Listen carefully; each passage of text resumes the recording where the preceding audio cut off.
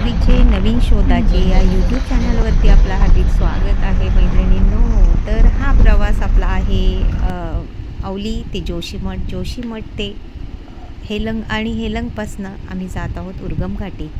उर्गम घाटीवरनं आम्ही जात आहोत उर्गम व्हॅली आणि उर्गम व्हॅलीपासनं आम्ही जाणार आहोत देवग्राम या खेड्यामध्ये.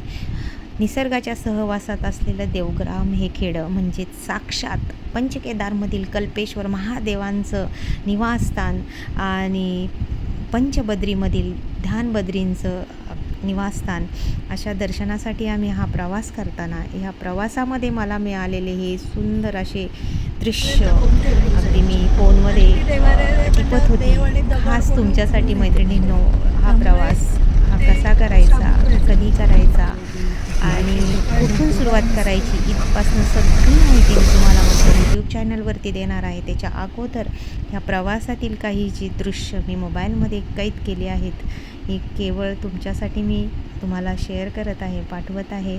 आणि मला तरी ह्या निसर्गाने पूर्णतः वेडं केलेलं आहे.